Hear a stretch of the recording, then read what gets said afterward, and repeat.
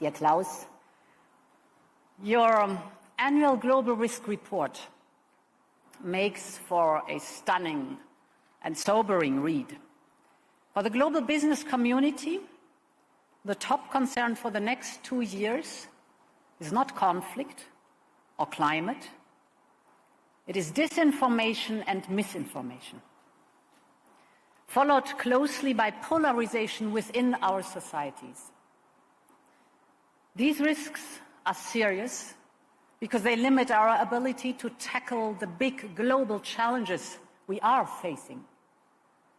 Changes in our climate and our geopolitical climate, shifts in our demography and in our technology, spiraling regional conflicts and intensified geopolitical competition and their impacts on supply chains.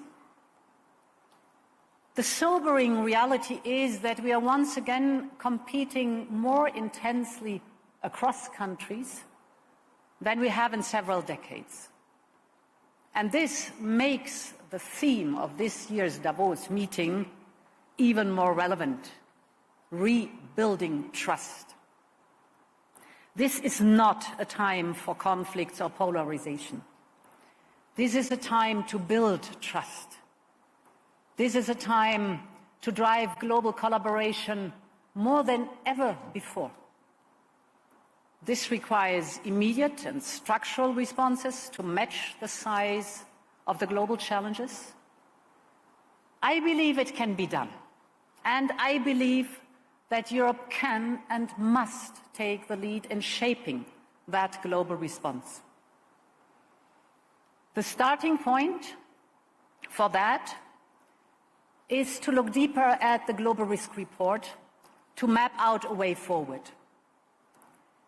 Many of the solutions lie not only in countries working together, but crucially on businesses and governments, business and democracies working together.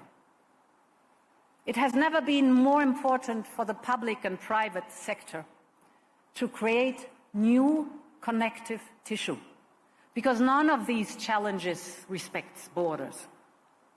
They each require collaboration to manage risks and to forge a path forward.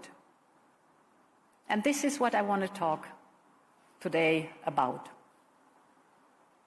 While governments hold many of the levers to deal with the great challenges of our time, business have the innovation, the technology, the talents to deliver the solutions we need, to fight threats like climate change or industrial-scale disinformation. Europe is uniquely placed to show how this can work. Because our democracies and our businesses have interests that align, creating prosperity, wealth, and security for people, creating a stable environment to unlock innovation and investment, and creating equal opportunity and freedom. And this is more important than ever as we start 2024, the biggest electoral year in history. Democracies across the world will head to the polls, and half of the global population will be affected. This includes over 450 million people in the European Union, a union of 27 democracies, where all of us have the right to speak our mind, to be ourselves, even if we are different from the majority. In a democracy, it is the people, with their choices and behaviors, who pick winners and losers in the economic arena. Companies are free to compete. Change makers are free to innovate. Merit determines economic success. And our rules are built to ensure this, to protect intellectual property, to protect the safety of industrial data, to protect the savings of people and companies. And Europe stands up for global trade based on fair and open markets. Of course, like in all democracies, our freedom comes with risks. There will always be those who try to exploit our openness, both from inside and out. There will always be attempts to push us off track, for example, with disinformation and misinformation. And nowhere has there been more of that than on the issue of Ukraine. So let me provide you with some real information. Russia is failing on strategic goals. It is first and foremost a military failure. We haven't forgotten that when Russia invaded Ukraine, many feared that Kyiv would fall in just a few days and the rest of the country within weeks. This did not happen. Instead, Russia has lost roughly half of its military capabilities.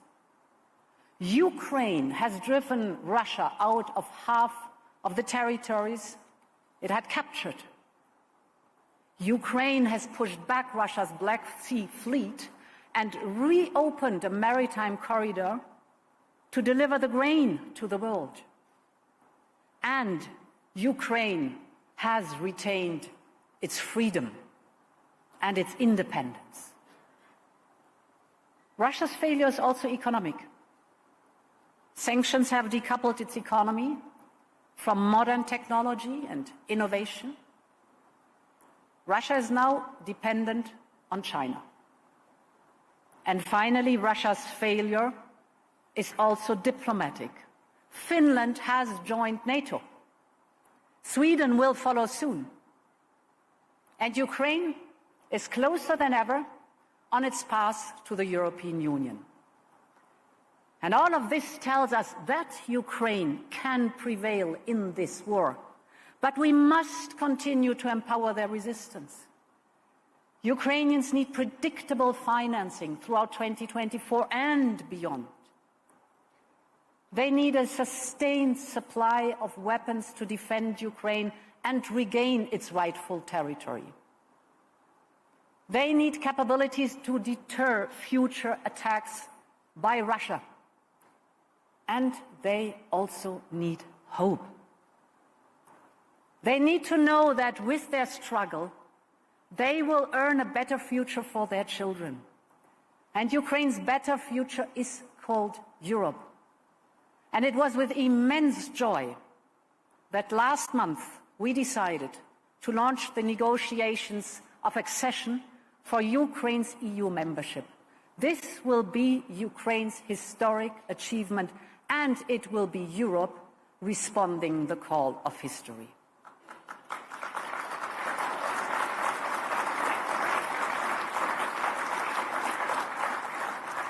Ladies and gentlemen, we all know that Russia's invasion has also had an impact on the cost of living and the cost of doing business here in Europe. I know how much that has affected some of your companies. But I started by saying that the risks we face require collaboration between countries and businesses, and that our joint capacity to respond was far stronger than we might believe. And nowhere is this best exemplified than when it comes to energy and sustainability.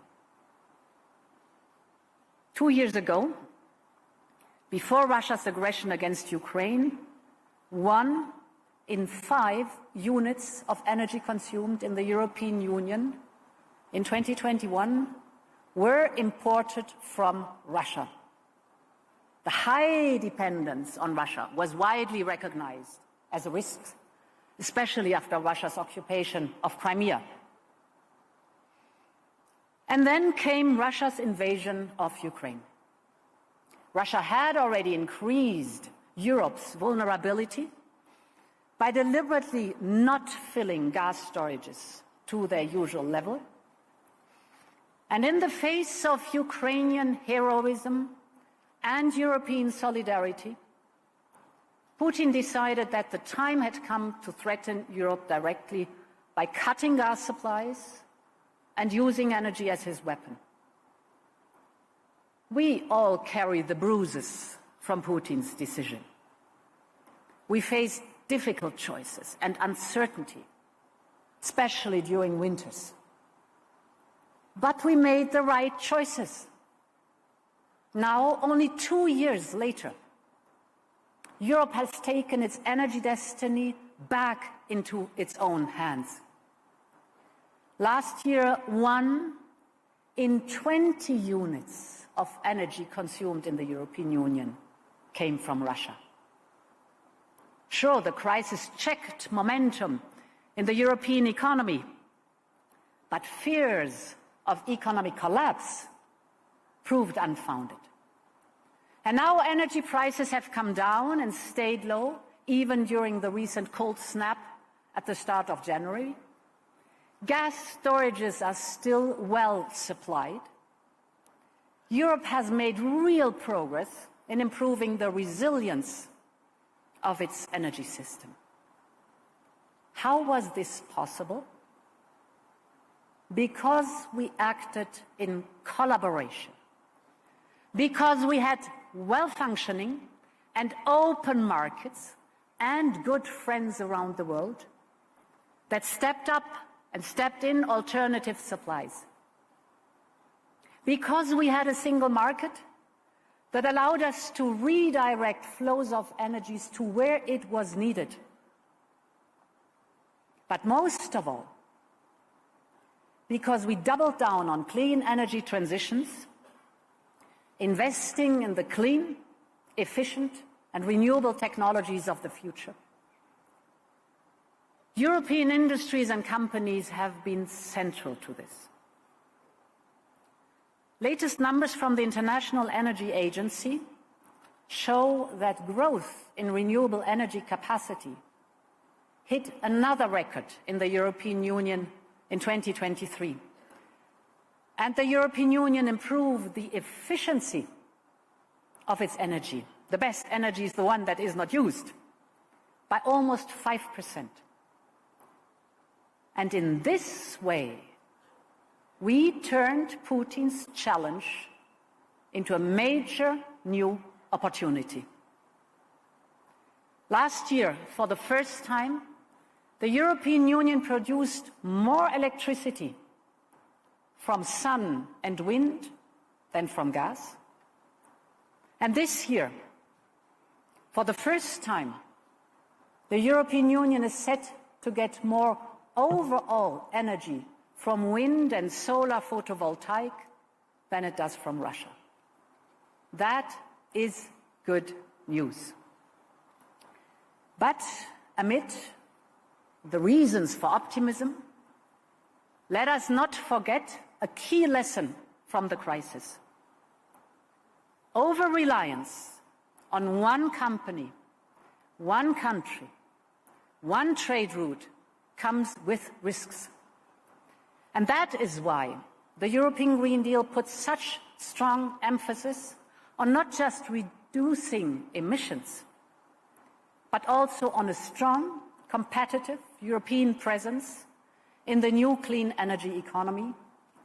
And this includes Europe's leadership in clean energy technology, development and innovation. Ladies and gentlemen, dear Klaus, let me go back to the number one concern of the Global Risk Report: disinformation and misinformation. Tackling this has been our focus since the very beginning of my mandate. With our Digital Services Act, we defined the responsibilities of large internet platforms on the content they promote and propagate, responsible to children and vulnerable groups targeted by hate speech, but also a responsibility to our societies as a whole. Because the boundary between online and offline is getting thinner and thinner. And the values we cherish offline should also be protected online. And this is even more important in this new era of generative AI. Now, the World Economic Forum Global Risk Report puts artificial intelligence as one of the top potential risks for the next decade. First of all, let's not forget that AI is also a very significant opportunity if used in a responsible way. I'm a tech optimist, and as a medical doctor by training, I know that AI is already revolutionizing healthcare. That's good. AI can boost productivity at unprecedented speed. First movers will be rewarded, and the global race is already on, without any question. Our future competitiveness depends on AI adoption in our daily businesses. And Europe must up its game and show the way to responsible use of AI. That is artificial intelligence that enhances human capabilities, improves productivity, and serves society. We should invest where we have a competitive edge. For instance, Europe has got talent. There are nearly 200,000 software engineers in Europe with AI experience. And that is a greater concentration than in the United States and China. And our continent also has a huge competitive edge when it comes to industrial data. We can train artificial intelligence on data of unrivaled quality. And we want to invest in this. And this is why we will provide European startups and SMEs with access to our world-class supercomputers so that they can train and develop and test their large AI models. This is similar to what Microsoft is doing for ChatGPT by running it on its own supercomputers. We will also put common European data spaces at the service of startups. And we will make available massive amounts of data in all EU languages because AI should work also for non-English speakers. This is the new frontier of competitiveness. And Europe is well positioned to become the leader of industrial AI, the use of AI to transform critical infrastructures to become intelligent and sustainable. When we took office 4 years ago, we felt the need to set clear guardrails at European level to guide the development and deployment of artificial intelligence. And this is the thinking behind Europe's Artificial Intelligence Act, actually the first of its kind anywhere in the world, and another example of how democracies and businesses can help strengthen each other. The Artificial Intelligence Act builds trust by looking at high-risk cases like real-time biometric identification. And by building that trust, it enables companies to innovate in all other fields to make the most of this new and revolutionary technology. Ladies and gentlemen, our world is in an era of conflict and confrontation, of fragmentation and fear. For the first time in generations, the world is not at a single inflection point. It is at multiple inflection points, with risks overlapping and compounding each other. And there is no doubt that we face the greatest risk to the global order in the post-war era. But in my mind, there is also no doubt that we can move forward with optimism and resolve. Yes, the risks we face are real and present. But in order to face risks, we have to take risks together. And this is what Europe has always done. The European Union is at its best when we are bold, as we've seen only in the last few years, on the European Green Deal, on Next Generation EU, on supporting Ukraine, or on facing up to the pandemic. The next years will require us to think in the same way. And I believe the common power of our democracies and our businesses and industry will be at the heart of this. Our companies thrive on freedom to innovate and to invest and to compete. But freedom in businesses relies on the freedom of our political systems.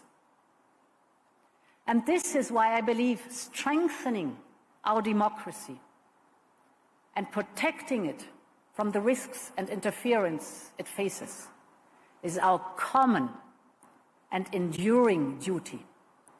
We need to build trust more than ever, and Europe is prepared to play a key role. Thank you very much.